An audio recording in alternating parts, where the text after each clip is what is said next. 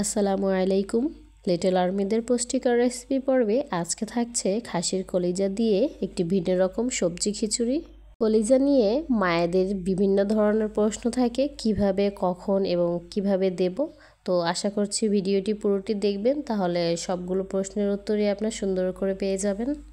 এখানে আমি সবজি হিসেবে মিষ্টি কুমড়া, ব্রকলি এবং মিষ্টি আলু নিয়েছি। আপনারা আপনাদের পছন্দ অনুযায়ী সবজি নিয়ে নেবেন।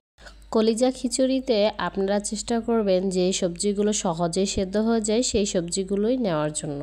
তো এখানে আমি পোলার চাল, আতপ চাল এবং মুগ ডাল পরিমাণ মতো নিয়েছি এবং সেগুলোকে আধা ঘন্টার জন্য ভিজিয়ে রেখেছিলাম। বাচ্চাদের রান্নার ক্ষেত্রে চাল ডাল ভিজিয়ে রাখার চেষ্টা করবেন, তাহলে এইভাবে চাল ডালের পুষ্টিগুণ সম্পূর্ণ থাকে। তো এখানে আমি নিয়েছি খাসির কলিজা। আপনারা চাইলে যে কোনো কলিজাই নিতে পারেন, তবে 1 বছরের উপরে বাচ্চাদের ক্ষেত্রে খাসি অথবা গরুর কলিজা নেওয়াই সেফ হবে।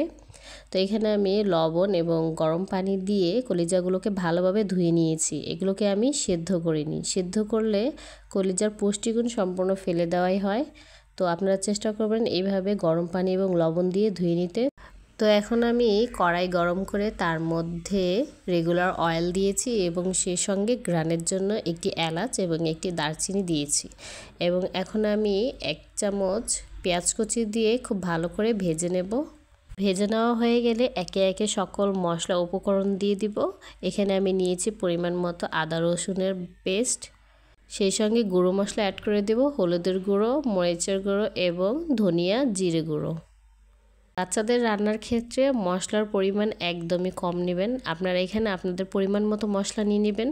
তো এখানে আমি স্বাদের জন্য লবণ দিয়ে দিচ্ছি। তো এখন সবগুলো মশলা আমি খুব ভালো করে কষিয়ে নিব।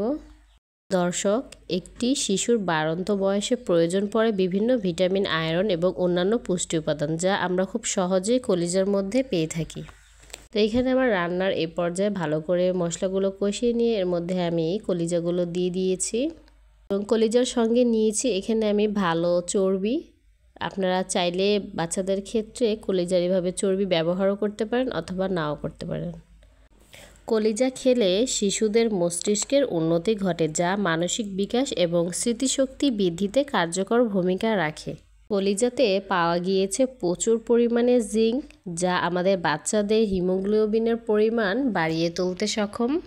মশলাগুলোর সঙ্গে কলিজা খুব ভালো করে কষিয়ে নিয়েছি এবং এখন কিছুটা পানি দিয়ে দিব সেদ্ধ হওয়ার জন্য।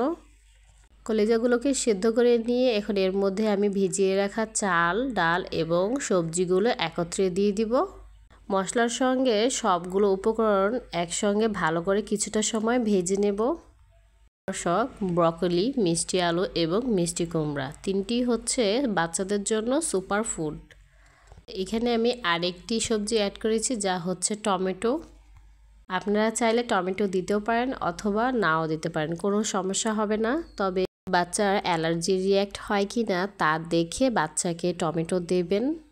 1 বছরের নিচে বাচ্চাদের ক্ষেত্রে টমেটোর অ্যালার্জি খুব ভালোভাবে দেখা যায়।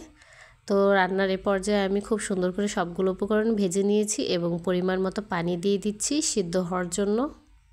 দর্শক, পুষ্টিবিদরা কলিজার ক্ষেত্রে সাধারণত বলে থাকে 1 বছরের নিচে বাচ্চাদের ক্ষেত্রে মুরগির কলিজাটি খুব ভালো হয় এবং 1 বছরের উপরে বাচ্চাদের ক্ষেত্রে খাসির কলিজা এবং গরুর কলিজা দেওয়া যেতে পারে। পর্যায়ে যারা আমার চ্যানেলে নতুন এসেছেন, চ্যানেলটি অবশ্যই সাবস্ক্রাইব করে দিবেন এবং আমার পাশেই থাকবেন। তো যখন সবগুলো উপকরণ সিদ্ধ হয়ে যাবে, আপনারা আপনাদের ঘনত্ব বুঝে বাচ্চাকে কিভাবে খাওয়ান সেই অনুযায়ী নামিয়ে নেবেন। তো আমি এইভাবে নামিয়ে নিয়েছি। আপনারা চাইলে এটিকে ব্লেন্ড করেও বাচ্চাকে খাওয়াতে পারেন অথবা ডাল ঘুটনির সাহায্যে ঘুটে নরম করে তারপরে বাচ্চাকে দিতে পারেন, তাহলে সেই খাবারগুলো আধা ভাঙা হয়। তবে আমি এভাবে রেখেছি সবজিগুলো যেন বাচ্চাকে খাওয়ার সময় খাওয়ানো যাবে যে সে কোন সবজি খাচ্ছে এবং তার সবজির প্রতি একটি আগ্রহ তৈরি হবে। তো যে বাচ্চা চিবিয়ে খেতে পারে তার ক্ষেত্রে আপনি এই টিপসটি ফলো করতে পারেন। বাচ্চাকে সপ্তাহে 2 থেকে 3 দিন কলিজার তৈরি খাবার দিতে পারেন।